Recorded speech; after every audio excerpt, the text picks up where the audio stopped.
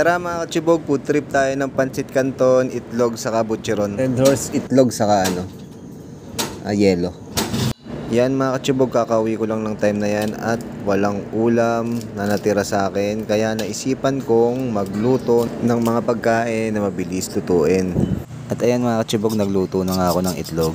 Ni-scramble ko yung itlog kasi hindi ako masyadong mahilig dun sa sunny side up na luto. Ito talaga yung trip kong luto sa itlog. Meron pa kayang di marunong magluto ng itlog dito sa mga viewers ko? Kasi ito yung pinakamadaling lutuin, bata pa lang ako, marunong na ako nito. At ayan mga katsibog, isusunod na nating iluto yung pancit canton na favorite kong flavor na sweet and chili.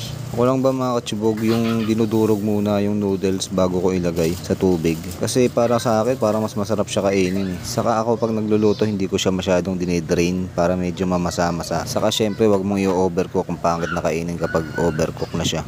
Ilagay na natin yung mga seasoning. Ang ginagawa ko dyan mga katsibog, minimekos-mekos ko muna yan nang mabuti bago ko ilagay itong toyo saka mantika. Para yung lasa niya kapit na kapit, saka walang mamumuo, saka walang masasayang. Sigurado ako mga katsibog, pag natapos nyo tong video na to, magkikrave talaga kayo sa pancit canton.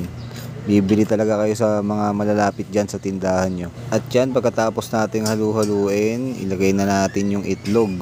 Kahit araw-araw ako kumain ng itlog, favorite ko kasi yan. Saka alam ko healthy yan eh, maganda sa katawan yan. Siyempre, titikman din natin tong butcheron na binibenta ni Mrs. Partneran mo ng ganitong klaseng suka, ay naku po, napakasarap. Tara mga katsibog, food trip na tayo. Unahin natin yung mga pancit canton, first bite. Thank you Lord talaga. Lahat naman siguro nakatikim na ng pancit canton. Hindi ko nasasabihin yung lasa. Ito butcheron, next natin, taste test natin to. Sasabi ko dyan sa butcheron na binibenta ni Mrs. is grabe, ang sarap, ang lutong. Tapos hindi siya ganun kaalat. Tapos yung pagkalutong niya, alam mo yung hindi siya matigas. Malutong na malinamnam, yung saglit lang, onting kagat mo lang, nagkakarak agad sa mga ngipin mo. Wala pong halong bias kasi produkto po namin yan eh. Sinisigurado po namin sa mga reseller namin na bago po lahat ng mga inaangkat namin mga produkto. Lalo na po yung butcheron, saka yung mga makapuno. At ayan, todo lapang na ako dyan sa pancit canton na yan. Grabe kasi gutom ko nung araw na yan. Kakatapos ko lang kasi ng 24 hours fasting nung time na yan. Tapos laman ng tiyan ko, pancit canton saka butcheron eh no. Okay na rin siguro yung ganyang pagkain, basta kahit papano nakokontrol mo yung mga nakakain mo.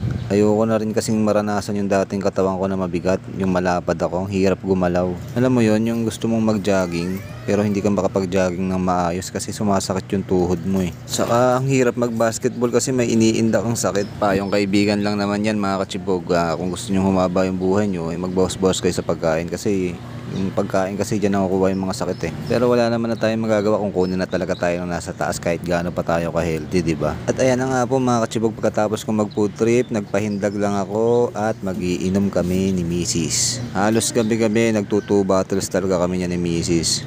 Pampatulog. Yan kasi nabasa ko rin yan sa Facebook dictionary eh. Pag umiinom ka ng mga 2 bottles of beer araw-araw, healthy daw yan sa katawan. Sabi, di ko lang din talaga alam kung totoo nga yun. Pero at least kahit papano yan, nakakapag-banding kami. Usap-usap, kasama yung mga bata. Pero habang nagiinom kayo, papaalala nyo sa mga anak nyo na bawal pang mag-inom ang mga bata. Kahit sa pagtanda, bawal naman pag sobra, diba? So hanggang dito na lang po mga katsibog. Like and comment na lang. Bye-bye!